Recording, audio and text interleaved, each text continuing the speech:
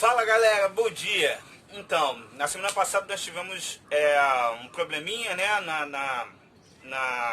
na transmissão do vídeo, né, na transferência do vídeo. Não sei o que houve com a minha internet, bugou, como vocês dizem, e eu não consegui enviar o vídeo a tempo, no tempo de aula. Mas eu pus lá o vídeo no mural, tá no tópico biologia, e acreditem, vocês não assistiram. Vão lá e assistam esse vídeo, porque é muito importante para a aula de hoje, beleza? Pessoal, a aula de hoje vai falar sobre síntese proteica. O que seria síntese proteica?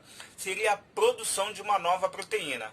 Entendam, pessoal, a produção de uma nova proteína é orientada diretamente pelo DNA, tá? E o RNA também participa da síntese proteica.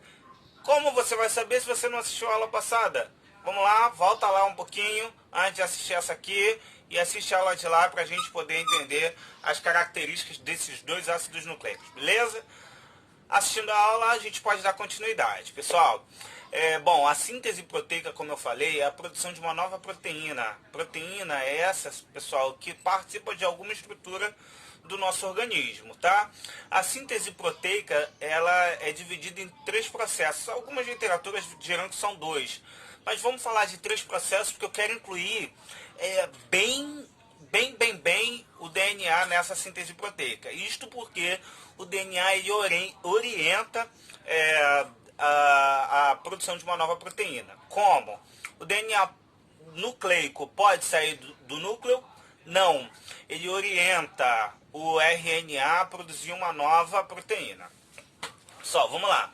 Eu disse para vocês que são 3 processos que ocorrem durante a síntese proteica. A primeira etapa da síntese proteica se dá lá no interior do núcleo, no DNA, tá? No DNA, e é a duplicação desse DNA. Então, toda vez que a gente tem a duplicação de uma nova fita de DNA, né, a produção de uma nova fita de DNA, chamada de duplicação ou de replicação, obviamente, uma parte desse DNA... Que parte, professor? Tu não sabe, cara, tu não assistiu a aula passada, o gen. Gen é uma região da molécula de DNA que tem por objetivo descrever alguma função no nosso organismo, seja física ou fisiológica. No caso de fisiológica, a gente tem como exemplo a síntese proteica, beleza? Então vamos lá. A gente tem a duplicação do DNA. Do DNA, ele orienta a produção de uma nova fita de RNA. Expliquei na aula passada. Transcrição. O que é uma transcrição, pessoal? Imagina, minha letra é linda. Linda. Mas algumas pessoas não entendem minha letra, não sei porquê. Mas, se a gente pegar a letra de alguém que tenha... muito bonito. Quer ver? Gabriele. Gente, faz tanto tempo que eu não vejo vocês que eu não lembro. Gabriela. Filha de um grande amigo meu. A Gabriela tem a letra bonita. Eu acho. Eu acho que tem, Gabi. Mas vamos lá. Se a gente pegar a letra de alguém que tem a letra melhor do que a do professor Renato, e alguém que entenda a letra do Renato, a gente vai transcrever a informação que o Renato passou de uma outra forma, beleza? Vamos melhorar então. A gente tem o que o Renato está escrevendo no quadro, né? Transcrito para a aula do Ramiro, conterrâneo. O Ramiro, grande amigo meu também, ele dá aula de espanhol. Eu não sei nada de espanhol, mas se o Ramiro pegar o meu texto e escrevê-lo em espanhol, ele está escrevendo a mesma coisa de uma outra forma. Isso é transcrição. Isso também acontece com o DNA e o RNA.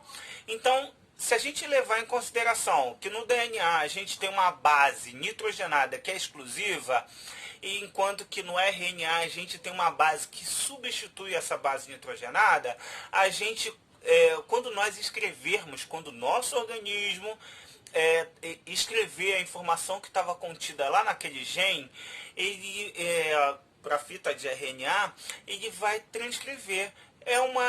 A informação diz a mesma coisa, mas de uma forma um pouquinho diferente, beleza? Então, só que assim, ninguém entende nada de espanhol, pelo menos eu não entendo. É preciso de alguém que saiba ler espanhol, ou de alguém que saiba entender espanhol. E aí é o terceiro processo que ocorre lá na síntese proteica, tradução, ok? Tudo aquilo que foi transcrito pelo RNA, né?